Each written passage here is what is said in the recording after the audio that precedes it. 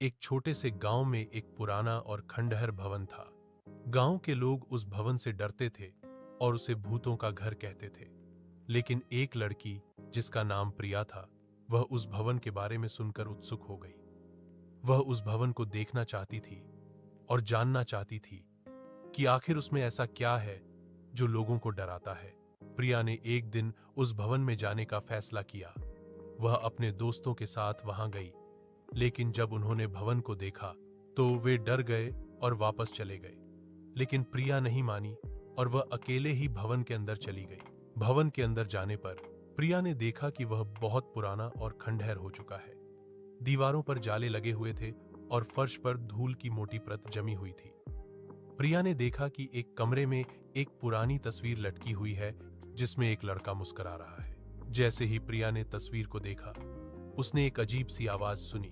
वह आवाज एक लड़के की थी, जो बहुत ही मधुर और आकर्षक थी। प्रिया ने इधर उधर देखा, लेकिन उसे कोई नहीं दिखाई दिया। कौन है? प्रिया ने पूछा। मैं हूं, आवाज ने जवाब दिया। मेरा नाम रोहन है, मैं इस भवन का मालिक था। प्रिया ने देखा कि एक लड़का उसके सामने खड़ा है, जो बहुत ही आकर्षक और सुंदर था।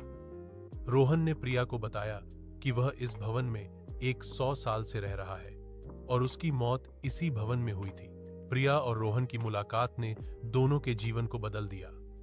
वे दोनों एक दूसरे से बातें करने लगे और एक दूसरे के बारे में जानने लगे।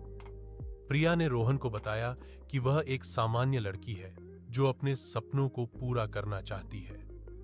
रोहन ने प्रिया को बताया कि वह एक राजकुमार था, जो अपने राज्य को बचाने के लिए लड़ा था। जैसे जैसे दिन बीतते गए, प्रिया और रोहन की दोस्ती गहरी होती गई। वे दोनों एक दूसरे से प्यार करने लगे, लेकिन उनकी प्रेम कहानी आसान नहीं थी। रोहन एक भूत था और प्रिया एक जीवित लड़की थी। लेकिन प्रिया और रोहन ने अपने प्यार को कभी हार नहीं मानी। उन्होंने एक दूसरे के साथ रहने के लिए हर संभव प्रयास किया। उन्होंने एक दूसरे के साथ बिताए गए पलों को संजोया और एक दूसरे के लिए अपने प्यार को व्यक्त किया। एक दिन प्रिया ने रोहन से कहा, मैं तुम्हारे साथ रहना चाहती हूं, चाहे जो भी हो। रोहन ने प्रिया को देखा और कहा, मैं भी तुम्हारे साथ रहना चाहता हूं, लेकिन मेरी एक शर्त है। तुम्हें मुझे भूलना होगा और अपने जीवन को आगे बढ़ाना होगा। प्रिया ने रोहन की बात सुनी और कहा, मैं तुम्हें कभी नहीं भूल सकती, लेकिन मैं तुम्हारे लिए कुछ भी कर सकती हूं। प्रिया ने रोहन के लिए एक उपाय ढूंढा, जिससे वह अपने भूत के रूप से मुक्त हो सके। उन्होंने एक पुजारी की मदद ली और एक अनुष्ठान किया, जिससे रोहन को अपने भूत के रूप से मुक्ति मिल गई। रोहन अब एक जीवित इंसान बन गया था और वह प्रिया के साथ रहने लगा। उन्होंने अपने प्यार को एक नई शुरुआत दी और एक खुशहाल जीवन बिताने लगे।